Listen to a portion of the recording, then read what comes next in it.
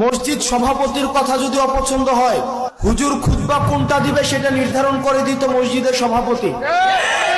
হুজুরদেরকে দাড়ি ধরে টেনে টেনে টেনে টেনে হচ্ছে কারাগারে বন্দী করা হতো, শুধু হালাল এবং হকের কথা বলার কারণে। যারা ইসলাম প্রচার করতে গিয়েছে তাদেরকে ধরে ধরে জেলের মধ্যে ফেসিবাদী সরকার বন্দী করেছে। 5ই মে শাপলা চত্বরে আলেমগণ রয়েছে, রাতের অন্ধকারে পশুর মতো হত্যা করা হয়েছে।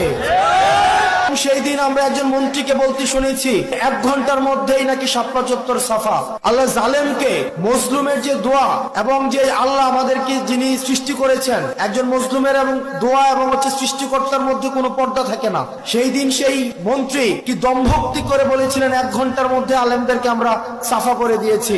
আজকে বাংলাদেশে যারা এই দম্ভক্তি করেছে তারা বলেছিল শাপলা চত্বর থেকে 1 ঘন্টার মধ্যে সাফা করেছে, কিন্তু আপনারা দেখছেন তাদেরকে বাংলাদেশ থেকে 45 মিনিটের মধ্যে সাফা করে দেওয়া হয়েছে। এটা অনেকের হচ্ছে পছন্দ হবে না এই কথাটা, আমি জানি এখানে অসংখ্য মানুষ আছেন, এটা আপনাদের পছন্দ হবে না। অধিকাংশের কাছে হয়তো আমি এই কথার কারণে অপ্রিয় হতে পারি, কিন্তু কার কাছে অপ্রিয় হলাম, কার পছন্দ হলো না সেটা মুখ্য না। মুখ্য হচ্ছে আমার ইসলাম আমাকে কি বলে, আমার দ্বীন আমাকে কি শিক্ষা দেয়। সেটা যদি অপছন্দেরও হয় সেটাই আমাদেরকে বলতে হবে। অনেকে আমাকে অপছন্দ করতে পারেন, আপনি আমাকে অপছন্দ করেন, সেটা আমার দেখার বিষয় না, কিন্তু এটাই সত্য। এখানে সবাইও যদি অপছন্দ করেন এটাই সত্য। আমাদের এটা সামাজিক ভাবে এটাকে প্রতিরোধ করতে হবে। আমরা চেষ্টা করব, আপনারা যদি আমাদেরকে সহায়তা করেন, সামাজিক যেই ঋণকে সহজলভ্য করা। আপনাদের কাছে মনে হতে পারে যে এটা তো একটা মাহফিল, ইসলাম তো পূর্ণাঙ্গ দিন ব্যবস্থা।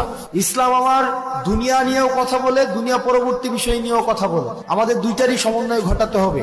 আমি আমার ক্ষুদ্র জ্ঞানে, আমি যেহেতু সামাজিক সমস্যাগুলো আমার কাছে মানুষ নিয়ে আসে, আমার যেহেতু দৃষ্টিগোচর হয়, সেজন্য আজকে আপনারা শপথ করেন, যার এই ধরনের টাকা বিনিয়োগ রয়েছে পত্তন নামে, সুদ নামে, সেটা আর খাবেন না।